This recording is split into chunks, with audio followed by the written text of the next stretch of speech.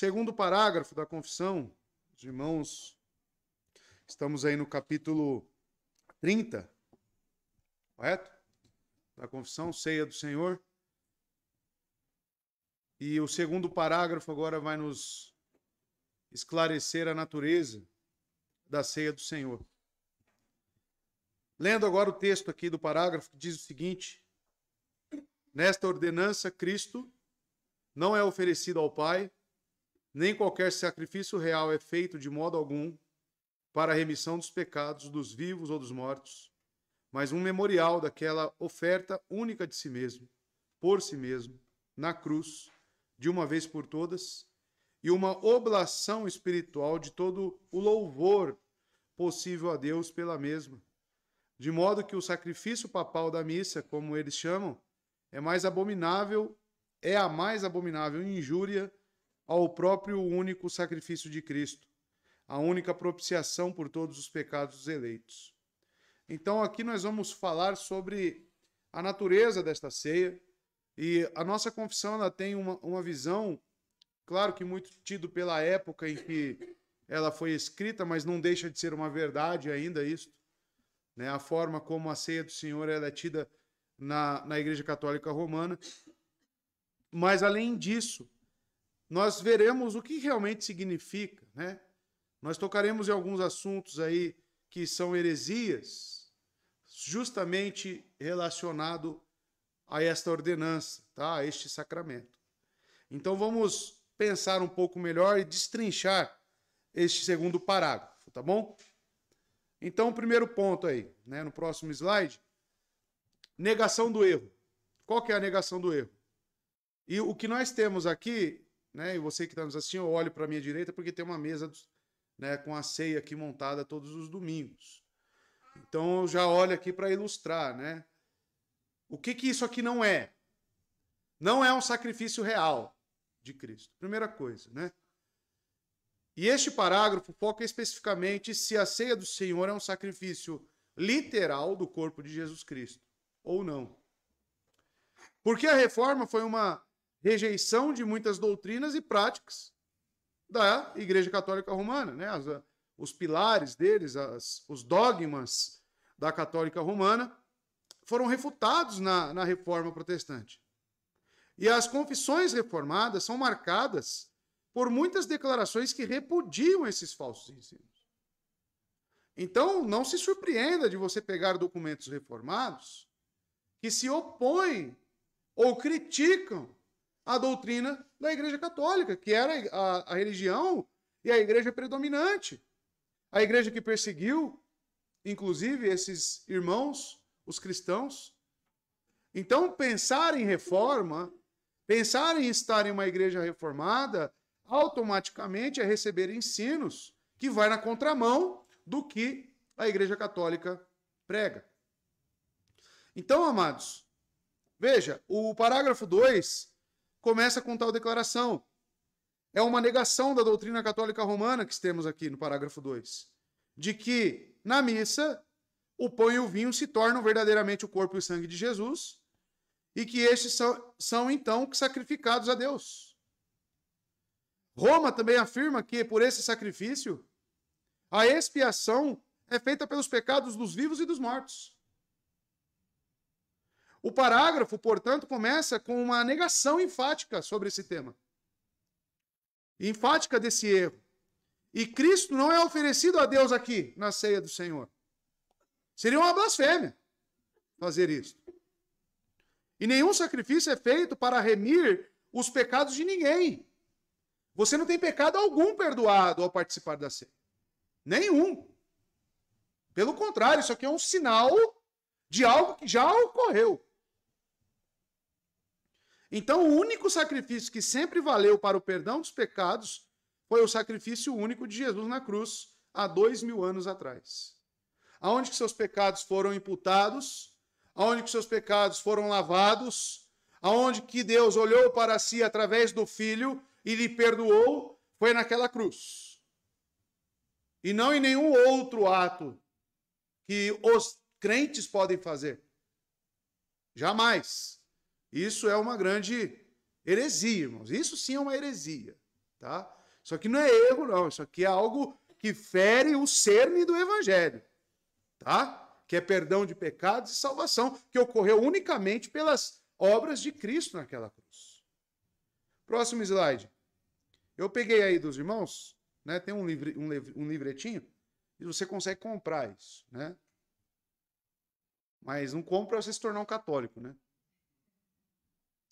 Eu tenho lá para justamente embasar aqui o que nós estamos vendo. O Catecismo da Igreja Católica Romana, né? Igreja Católica, é esse aí da capa amarela. Ele vai dizer lá no ponto sobre Eucaristia, então você procura o tópico da Eucaristia lá, e ele vai trazer algumas definições, né? Fonte e cume. Fonte. Olha, a leitura desses documentos, você tem que tomar muito cuidado com as palavras que são colocadas. Fonte. Ele diz que a Eucaristia é uma fonte. Fonte do quê? Né? Já para por ali. E cume da vida eclesial.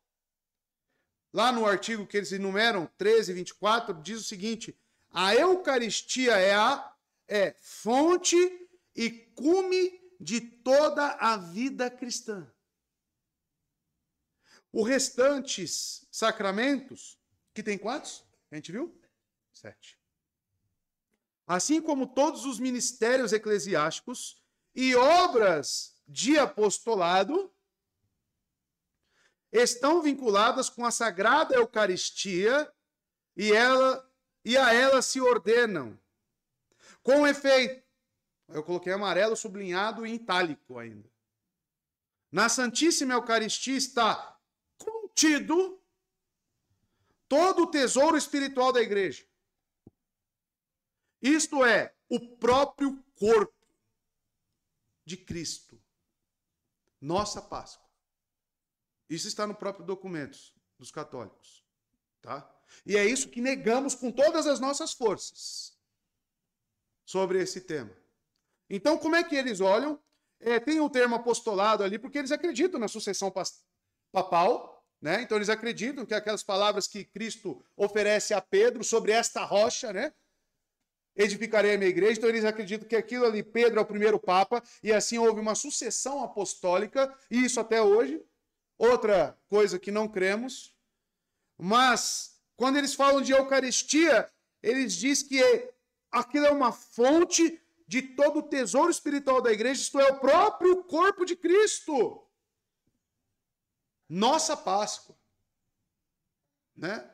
Então eles olham realmente os elementos como sendo o próprio corpo do Senhor. Tá? Terceiro ali, a Eucaristia na economia da salvação. Economia é na administração. Tá? Eles querem dizer na administração, na distribuição. Eles estão ali dizendo que eles administram salvação. Os sinais do pão e do vinho. Lá no artigo 1333 vai dizer: no centro da celebração da Eucaristia, temos o pão e o vinho que, pelas palavras de Cristo e pela invocação do Espírito Santo, se tornam o corpo e o sangue do mesmo Cristo. Tá? Isso é documento deles. Tá bom? E a nossa confissão está dizendo justamente o contrário. Então eu preparei, eu tive a preocupação de trazer esse documento deles para os irmãos terem uma base sobre o que é ensinado. Tá? E engraçado, quando eu fiz a catequese, né? Eu fiz até o crisma na Igreja Católica. Me passaram tudo isso, mas né? Só recitaram lá e mandava repetir, ensinava a rezar o Pai Nosso, enfim. Mas olha a seriedade dos ensinos, né? Olha as coisas que eles vão passando e vão colocando como certas para as pessoas. Isso é o que nós chamamos, próximo slide, isso é o que nós chamamos de transubstanciação. Tá? Isso que vocês acabaram de ver nos documentos da Igreja Católica Romana se chama transubstanciação. A visão do catolicismo romano chamada transubstanciação ensina que o pão e o vinho da ceia são transformados, por isso que né? Transubstanciação, que vem dessa transformação, no corpo e sangue de Cristo quando abençoados pelo sacerdote. Então, olha só que sacerdote, hein? Poderoso, né? Então, transforma-se isso pelo sacerdote, quando abençoados pelo sacerdote. Essa visão coloca a fé de lado, pois tudo que alguém precisa para receber a Cristo é comer o pão e beber o vinho. Isso também lança o fundamento para a missa. Pois, quando o pão, que supostamente não é mais pão, mas sim o corpo, é partido, então, o que ocorre ali? Quando eu pego aquele pão e parto, né? Aquilo é o próprio sacrifício de Cristo, que é repetido novamente. A própria palavra, sabe o que significa a palavra missa? Então, se você não sabe, anote aí. Significa sacrifício. Missa significa sacrifício. Porque eles acreditam que em cada missa eles podem oferecer a Cristo novamente como sacrifício. Então, veja, irmãos, o dogma da transubstanciação baseia-se nas passagens do Novo Testamento em que Jesus Cristo diz no discurso do pão da vida, o quê? O pão que eu hei de dar é minha carne para a salvação do mundo. Meu corpo é verdadeiramente uma comida e o meu sangue é verdadeiramente uma bebida. E no fato de que Jesus, ao tomar o pão em suas mãos na última ceia, deu aos seus discípulos dizendo: tomai todos e comei. O pão é meu corpo, que é entregue por vós, afirmada como união do fiel a Cristo, de maneira analógica à união da vida trinitária. Assim como o Pai que vive me enviou, e eu vivo pelo Pai, assim também o que come, né, de mim, viverá por mim. João 6.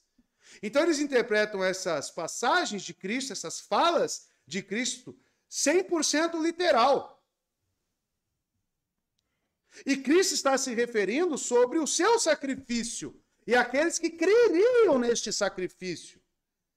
Comer de sua carne, beber de seu sangue, é justamente você abraçar pela fé aquela obra. Não é de uma forma literal, nós não comemos o corpo, senão somos canibais, né? Mas eles interpretam isso de forma literal, não de uma forma análoga, né? Então veja, eles partem desses princípios, né? A base argumentativa deles são essas. O outro ponto, né, na próxima slide, é uma outra visão sobre a ceia, que se chama consubstanciação, tá? Quanto à transubstanciação, ficou alguma dúvida? Deu para entender? E aí vem o termo missa, tá? Depois os irmãos podem pesquisar também, né? Pode falar, Elisene.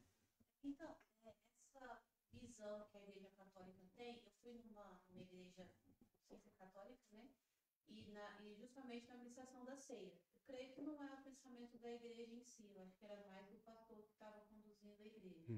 E ele, ao ministrar a ceia, ele explicou essa questão que realmente se transforma em corpo de Cristo. E eu fiquei só olhando, porque o meu entendimento é pouco, né? Mas era uma igreja evangélica? Igreja evangélica. Eu acho que a igreja, acho que tabernáculo, mas é lá no Espírito Santo que estava visitando. Mas assim, eu já tinha esse entendimento que não era assim. Eu já tinha entendimento que simboliza o corpo, eu já tinha esse entendimento. Eu fiquei meio assustada. Um memorial, né? Como nós falamos. Já tinha esse entendimento, né? Claro que eu estou aprendendo mais, mas enfim. E aí ele fez essa oração, dizendo que se transformava em corpo e sangue. E o pão que eles davam na ceia não poderia ser o pão com fermento. Tinha que ser o pão sem fermento. Então eles faziam ali, antes de ministrar a ceia, o pão sem fermento e fazia essa oração. Então, infelizmente, tem algumas igrejas que acabam entendendo errado por causa desse texto. Por causa dessa herança aí. Isso, eles acabam interpretando tudo literalmente mesmo. Exato. Ele falou com essas palavras. Até cheguei em casa e comentei pro pai, né? Aí o pai falou, vocês não estão entendendo corretamente, porque meu pai também entendia na época que era apenas, né, a questão do símbolo, memorial e tal. Então, assim, é triste, né, que não é só o pensamento da Igreja Católica. Algumas pessoas acabam interpretando errado também. E não só isso. A conduta de muitos crentes de estar na igreja na primeira semana de todo mês, justamente porque oferece ceia, é porque inconscientemente ou conscientemente ela pensa que existe algo místico nisso. E onde que está o misticismo disso? Justamente nesse ponto. Que ela acha que por participar da ceia, algo sobrenatural vai acontecer. Porque o que explica a ausência dela nos outros dias, né, no mês, na sua igreja? Então, este entendimento, que é um entendimento muito enraizado, tá, irmãos? Principalmente em igrejas que se dizem evangélicas, né? Olha que incoerência, né? A igreja que se diz protestante, ou seja, que vem dessa origem da reforma, né? A reforma protestante, aplicando os mesmos conceitos de ceia dos dogmas da Igreja Católica Romana. Né? Pode falar. A CCB tem uma lenda, não pode ter fermento no pão, né? Uhum. E só as irmãs da piedade podem fazer o pão da Santa Ceia. E com a oração delas, o pão cresce com a oração delas, se torna um pão grande. E não pode ter fermento. Eles creem também que depois da oração se torna corpo e sangue, e mesmo depois da Santa Ceia eles enterram. Isso que eu ia falar. Algumas igrejas, né? Isso tem o quê? Tem um ritual, né? Que com os elementos que sobram da ceia, não pode dar para as crianças, de jeito nenhum. Né? Tem que ter uma tratativa especial. Aí a pergunta é, por quê? Porque pode até falar, não, isso é mais, né, um cuidado. Não, mas um cuidado por quê? Será que você não está interpretando isso aqui como realmente algo místico e que contém aqui o corpo de Cristo para agir dessa maneira? Né? Por que tem que enterrar? De onde que vem esse pensamento? Por quê? Tem que explicar, né? Então, amados, isso explica muita coisa. A questão da transubstanciação.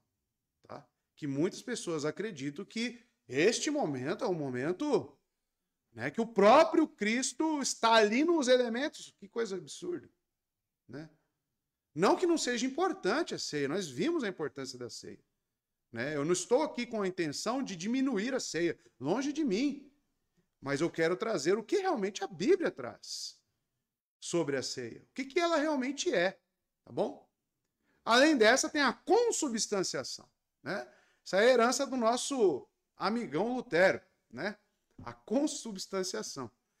A visão dos luteranos ensina que o corpo físico e o sangue de Cristo estão presentes com o pão e o vinho. Essa visão, chamada consubstanciação, está sujeita às mesmas críticas que a visão do catolicismo romano. Tá? Embora não inclua a doutrina da missa. Ok, já um pouquinho pior, né? As duas ensinam a presença física de Cristo. E isso é problemático. Porque só existe... Cristo está onde? Agora. À destra de Deus Pai. De que forma? Corpo. Então ele está aqui. E se ele estiver aqui, ele já voltou. Já é a segunda vinda. Opa, criamos um problema. Correto? Criamos um grande problema. Então, é coisas ilógicas e que não bate com o próprio enredo, a teologia bíblica. Não bate. Então, amados, as duas ensinam a presença física de Cristo. Um dos primeiros defensores da doutrina da consubstanciação foi um homem chamado Berengário de Tours, que defendia que o pão consagrado conservava a sua substância anterior, porém, ao mesmo tempo, adquiria uma nova substância do corpo de Cristo. Né? Por isso, consubstanciação. É um pão, mas é difícil até de explicar. É difícil até de explicar, né? Como é que isso ocorre. Mas, enfim. Porém, ao mesmo tempo, adquiriu uma nova substância do corpo de Cristo. Suas posições teológicas foram condenadas por diversos concílios. O de Roma, em 1050, de 1059, 1078, 1079, Vercelli, em 1050, né? Enfim.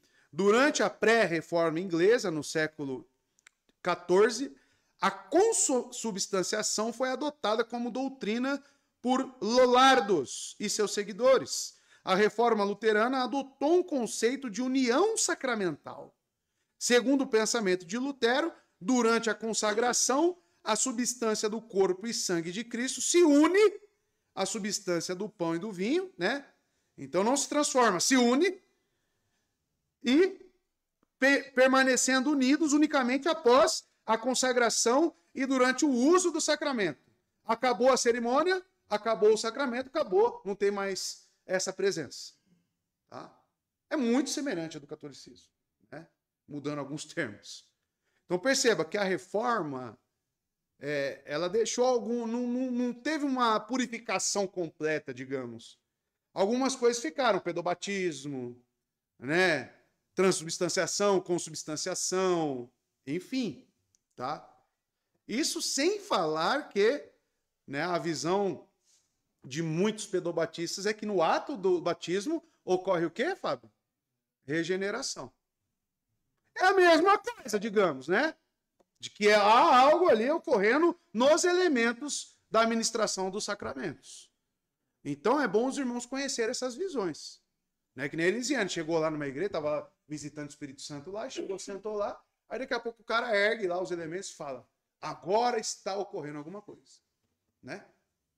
E oferece. Eu que nem quero, falo, não sou canibal não, desculpa. Nem quero, muito obrigado. Né? Não dá nem para participar.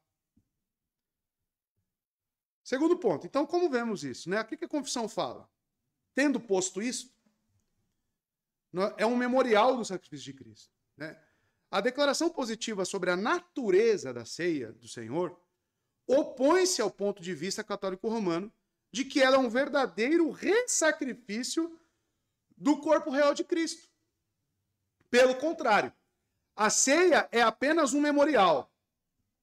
Repito, não estamos querendo reduzir a ceia só a um memorial, tá? Porque, como já foi falado, é um meio de graça? Sim, tá? O povo é abençoado quando professa a sua fé através disto? Sim, tá? Mas o que nós queremos dizer que é só apenas um memorial é que não contém nada desses elementos sendo transformados ou estando presentes, tá?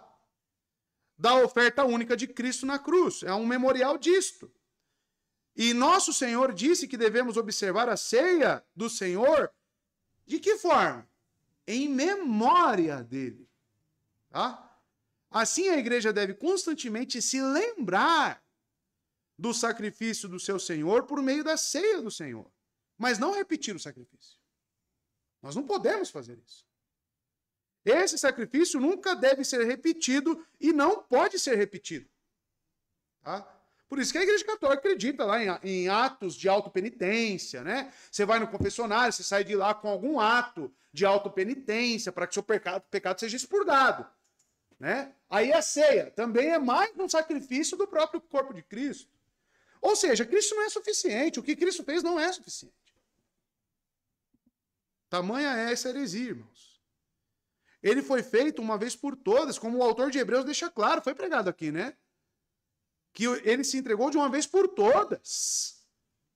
E ainda compara com os sacerdotes, que tempo em outro tinha que se trocar o sacerdote. E ele é um sacerdote perpétuo, né? Eterno. Hebreus 7, 27, Hebreus 9, 12, e também nos versos 25 e 28 do capítulo 9 de Hebreus. A confissão observa que a oferta de Jesus foi de si mesmo por si mesmo. Ou seja, totalmente centralizada nele. A obediência é apenas dele. É uma obra exclusiva de Cristo. Como que podemos repetir isso? De forma nenhuma. Então, amados, devemos ter essa perspectiva, né, de que foi o Pai que ofereceu o seu Filho. Romanos capítulo 8, verso 32, fala do Pai que não poupou o seu próprio Filho, mas o entregou por todos nós. Mas Jesus também afirmou que entregou sua própria vida, que é o ponto de vista da confissão. João capítulo 10. Ao oferecer a si mesmo, ele agiu como o nosso sumo sacerdote, Hebreus 8:3. E uma das coisas que torna seu sacrifício tão único é o fato dele ser tanto o ofertante como a oferta. Foi uma oferta de si mesmo por si mesmo. Quem era o sacrifício? Quem era o ofertante, o sacerdote envolvido? Ele mesmo, né? Então é um sacrifício de si mesmo, por si mesmo. Não envolve ninguém, irmãos. Não pode ser repetido. Textos bíblicos, né? 1 Coríntios 11, o irmão conhece bem, verso 24 e 25, mas devemos destacar, porque chamamos, a confissão fala que é um memorial, justamente para lembrarmos. O que é um memorial?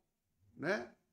Quando teve lá o atentado de 11 de setembro, os irmãos lembram? Caiu aquele prédio, o que fizeram lá depois que tiraram todos os destroços?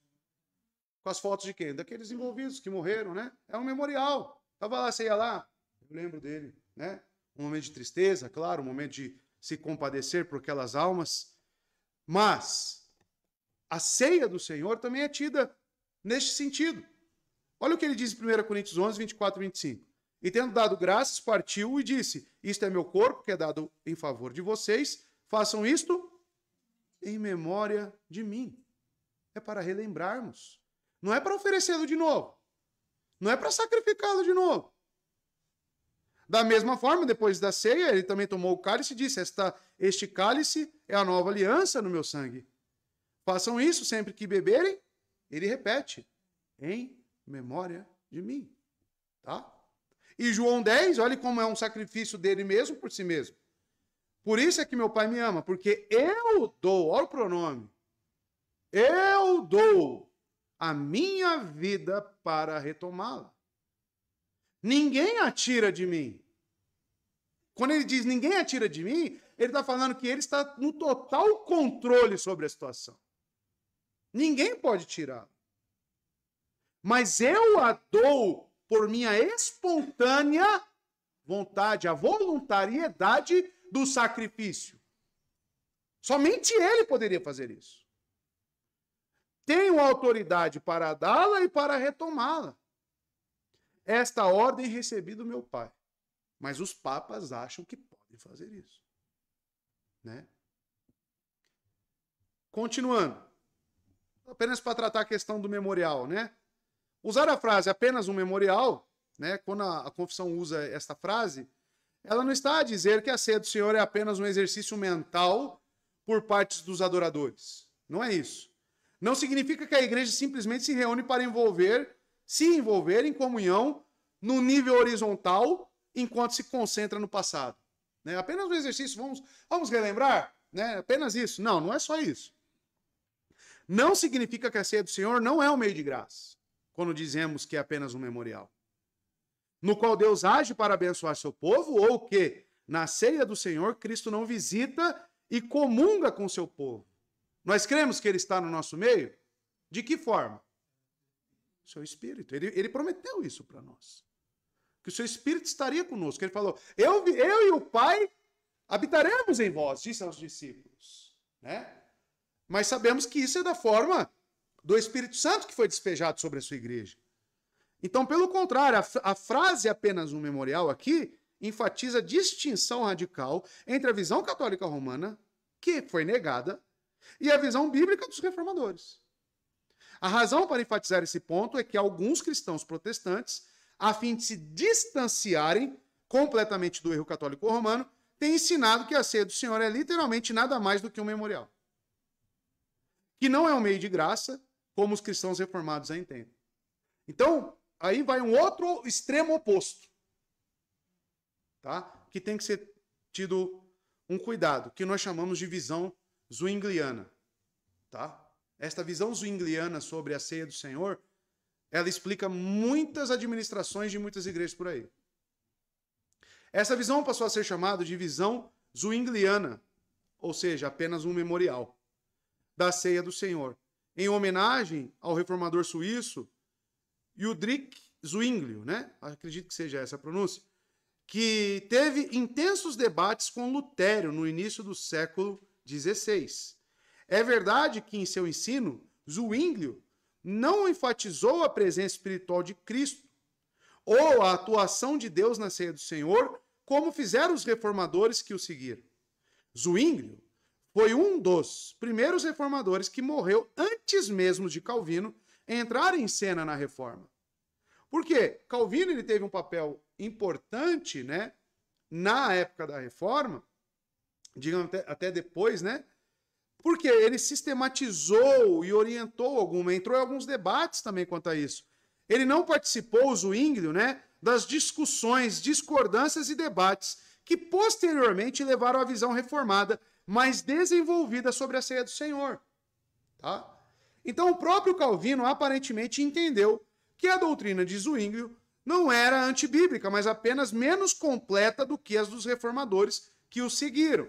Tá? Mas isso criou um problema. Eu venho de uma igreja que encarava a ceia do Senhor meramente como um memorial. Somente isso. E isso explica as pessoas estarem visitando a igreja e às vezes nem crente é. E falar, toma, participa. Não, participa. Né? Porque não é nada mais do que um memorial. É mesmo que tirar uma foto sua e colocar na parede. Não tem um sentido espiritual naquilo. Não tem um cuidado. Não tem uma preparação. O autoexame. Não. Simplesmente chega e participa. Né? Quando não fala que aquilo salva, né? Como a Brenda também já conversou comigo, né, Brenda? Como é que foi na igreja lá? Chegou lá, reunião de jovens, né? Não fica nem na frente, fica na porta lá atrás. Porque aí os jovens responsáveis do dia tem que pegar e sair distribuindo para a igreja inteira. E não pode recusar, tem que aceitar. Como se fosse um cafezinho. Eles impõem como se fosse salvação, mas para você aceitar que se você... Igreja evangélica? Olha lá, irmãos. Isso é comum, pode falar. Eu tinha vídeo. Lembra essa questão mesmo? A gente olhava assim, os fatos da ceia, aí não podia dar para as crianças. Uhum. Então já cresceu com esse olhar assim, não, eu não posso tocar.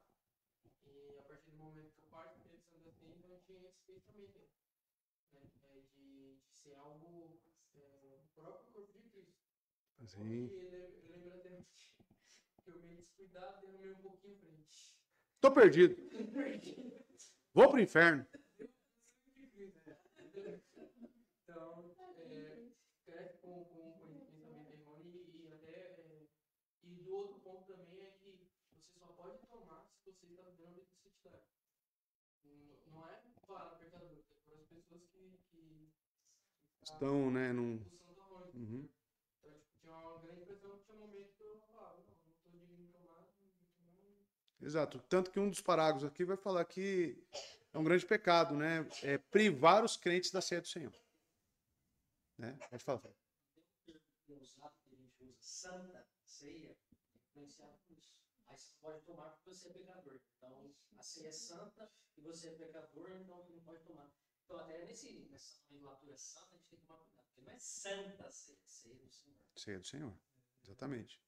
É o que ele instituiu para que nós professemos a nossa fé e o seu povo seja abençoado por ele. Né? Pode falar. Tudo da visão que eles têm de si mesmos. Eles não pecam, que eles não são pecadores. Exato. Então, vem tudo uma questão, né? Uma construção de doutrinas, né? Não entendem, provavelmente não entendem a questão da justificação somente pela fé, né? Porque o que vai te fazer? Ah, eu sou indigno de participar da ceia. Peraí, mas e como é que fica o sacrifício, né? Por obras. Aí vem a questão, a visão de si mesmo, né? Quanto à salvação. Tudo isso vai influenciar na hora da ceia. Tudo isso vai influenciar.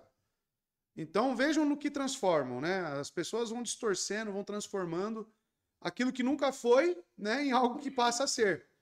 Então, temos que tomar cuidado com essas visões. E dois testemunhos aqui, Elisiane e a Brenda, que foram igrejas de denominações evangélicas e que participam da ceia como uma forma, né, salvífica. Tá bom? Tomem cuidado com isso, irmãos. Ou vai para o outro extremo, só um memorial. Não tem problema nenhum, só cafezinho. Né? Participa do cafezinho aí, pega aí, tem uma bolachinha aí, né? E vai. Segundo ponto, oblação espiritual de louvor. Nossa confissão utiliza esse termo aí, oblação, né? Oblação espiritual de louvor. O que ela está querendo dizer? Para além de um memorial, a ceia do Senhor é uma oblação espiritual. Uma oblação é uma oferta, né? Um sacrifício. Se a oblação é um sinônimo de sacrifício, por que a confissão diz que a ceia do Senhor é uma oblação na mesma frase que nega que seja um sacrifício?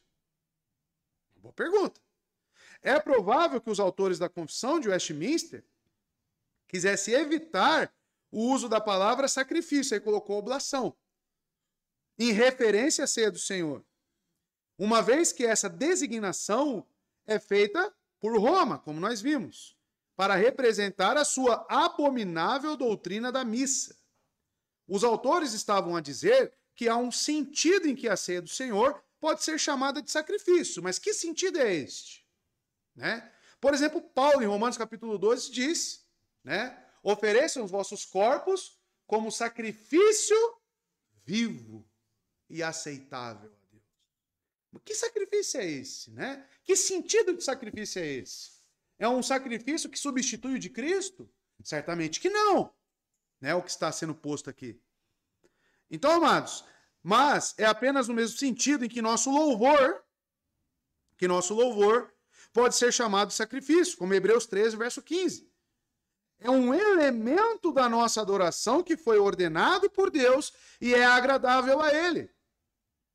Nas palavras de Calvino, ele diz o seguinte: este tipo de sacrifício não tem nada a ver com apaziguar a ira de Deus. Não tem nada a ver com propiciação. Com a obtenção do perdão dos pecados, Calvino diz. Ou com o merecimento da justiça. Mas está preocupado unicamente com o engrandecimento e exaltação de Deus. Tá? Então, quando é colocado oblação espiritual de louvor, é porque está envolvendo a sua obediência no ato. A obediência daquilo que Cristo ordenou para que você participe como um salvo das suas ordenanças. E aquilo é um ato de adoração? Então você está ali sim, né, oferecendo algo para o seu Senhor. Nós não estamos aqui oferecendo algo a Deus? Juntos? Louvores, né? As nossas próprias vidas aqui, negando o mundo, porque poderíamos estar num bar agora, fazendo o que for, mas nós estamos aqui, buscando o Rei dos Reis, adorando o Rei dos Reis. Então isso não deixa de ser uma oblação, tá, da nossa parte para com o Senhor. Mas nunca, como diz Calvino, né, querendo apaziguar a ira de Deus, né, ou até mesmo buscando perdão de pecados, porque nós sabemos que o único meio para isso é a cruz e o sacrifício do Filho de Deus. Tá? Então é por isso que é colocado aqui, né, a oblação espiritual de louvor, né, na nossa confissão. Para quê? Para simplesmente não pensarmos que é apenas um memorial. É mais do que isso. Fala a confissão também nossa sobre a missa abominável. Vocês perceberam o termo? Abominável missa. Forte a palavra, né? Alguém já falou, você é abominável, né? Eu acredito que não, né? À luz das reivindicações e da doutrina de Roma sobre a Eucaristia e a missa, porque as duas coisas têm que ser analisadas juntas. O que representa a missa e o que representa a Eucaristia? E o conjunto da ópera é o sacrifício, né, renovado. Em particular, irmãos, vamos ver, a confissão, afirma que o sacrifício missa é abominável. E, em particular, é abominável porque contradiz blasfemamente o ensino claro das Escrituras. O sacrifício de Jesus na cruz foi uma única oferta, única e completamente eficaz, que expia os pecados, como já foi dito, né, principalmente citando Hebreus. Se isso não é uma heresia blasfema e abominável, vocês estão entendendo o que é uma heresia? Olha o peso de uma heresia. Tá? Isso aqui a gente pode encher a boca para falar. Isso é uma heresia. Refazer o sacrifício de Cristo. É difícil imaginar que algo possa ser assim designado. As confissões e catecismo da Reforma usam termos semelhantes a abominável para descrever a missa romana. Então, outros documentos reformados vai utilizar outros termos, ou até mesmo a abominável, né? O termo blasfêmia, detestável, abominação intolerável, isso os irmãos irão encontrar. Abominável, idolatria terrível, pagã, perversa, profanação manifesta, delírio papista, diabólico e ímpio, para citar vários, né? Poderíamos aqui citar vários. E à luz do claro ensinamento da Bíblia, os cristãos do século XXI fariam bem em perguntar se estas afirmações são ou não exageradas. E fariam bem em perguntar se devem sentir-se livres para assistir às missas católicas romanas em qualquer ocasião. Você conhece alguém que vai para a Igreja Católica Romana ainda? Acho que você teria que sentar com ela e explicar o que está sendo oferecido ali, viu? E falar, você faz parte disso? Você vai participar disso? Será que não é melhor você pensar um pouquinho melhor? Você entendeu o que está ocorrendo na missa? Você pega os documentos deles, irmãos, e mostra. Porque às vezes a pessoa está ali participando, mas por ignorância. Ela não está nem entendendo o que ela está fazendo ali. E você pode ajudar essa pessoa. Porque é uma coisa abominável que está fazendo. É terrível, meus irmãos. O Catecismo de Heidelberg, que também é um documento reformado, ele vai dizer o seguinte. Na pergunta 80, é perguntado qual é a diferença entre a ceia do Senhor e a missa do Papa? Resposta. A ceia do Senhor nos testifica, primeiramente, que temos o perdão completo de todos os nossos pecados, pelo único sacrifício de Jesus Cristo. Olha só. Que ele mesmo realizou na cruz de uma vez por todas. O Catecismo de Heidelberg está correto. E em segundo lugar, e que pelo Espírito Santo somos enxertados em Cristo, o qual está agora no céu, em seu corpo verdadeiro, a mão ou a destra do Pai. E é onde ele quer ser adorado. Nós não precisamos destronar Cristo para adorar, não, ele permanece lá, à destra de Deus Pai. E nós o adoramos aonde ele está. Então, amados, veja, a missa, no entanto, ensina primeiro que nem os vivos nem os mortos têm o perdão de pecados. Tanto que acredita em purgatório, né, e em várias outras heresias. Por meio do sofrimento de Cristo, né? Eles não têm, tanto vivos quanto mortos. Se ele não for ainda sacrificado diariamente em favor deles pelos sacerdotes. E, em segundo lugar, que Cristo está presente corporeamente na forma do pão e do vinho, e neles deve ser adorado. A missa, portanto, é basicamente nada mais que a negação do único sacrifício e sofrimento de Jesus Cristo, e é uma idolatria ao termo que ele utiliza aqui, o Catecismo de Heidelberg. Uma idolatria maldita. E realmente é. Então, se você tem algum familiar que está na Igreja Católica, eu já marcaria um café para amanhã. Sei lá, eu queria conversar um pouco. Leva isso. O que significa missa? Você sabe o que significa missa? Você sabe lá, quando você participa da Eucaristia, o que está sendo apresentado ali? Você sabia que você, ao participar disso, você está negando o que Cristo fez? Olha que incoerência. A pessoa pensa que está ali, né, professando o que Cristo fez. Mas, na verdade, ela está dizendo o contrário, está negando. Ela está negando. Então, está tendo um efeito reverso. Em vez de estar adorando, ela está recusando. Ela está abominando o que Cristo fez. Justamente pelo que representa o que está sendo proposto ali. Pelos sacerdotes. Que são tão sujos. E é um sistema tão anticristo.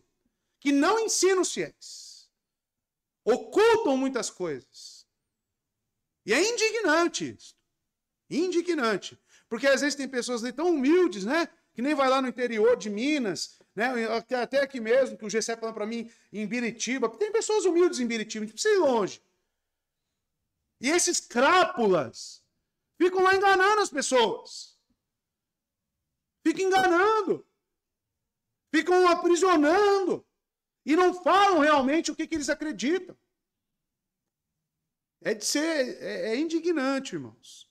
E paramos por aqui, tá? Vamos ver se o segundo parágrafo foi totalmente abordado, se ficou alguma coisa de fora, tá? Voltando lá no segundo parágrafo, volta para mim, por favor.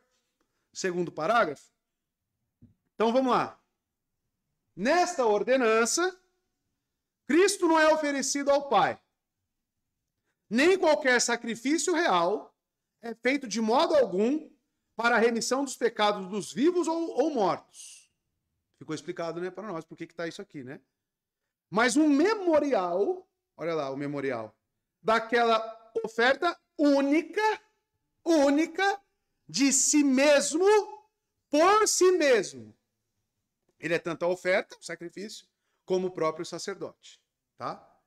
Na cruz, não na ceia, na cruz, de uma vez por todas, e uma oblação espiritual de todo louvor possível a Deus pela mesa, né? Ou seja, a ceia também é uma oblação a qual nós participamos, né, de louvor. De modo que o sacrifício papal da missa, como eles chamam, é a mais abominável injúria ao próprio único sacrifício de Cristo. A única propiciação por todos os pecados dos eleitos, né? O sacrifício de Cristo. Então, esse sacrifício papal da missa é abominável, é uma injúria ao quê? Ao próprio sacrifício de Cristo. É o que eu acabei de dizer. Em vez de estar participando, adorando, eu estou negando, eu estou pisando, estou rejeitando o que Cristo fez. Tá? Então, esse é o segundo parágrafo da nossa confissão. Bom?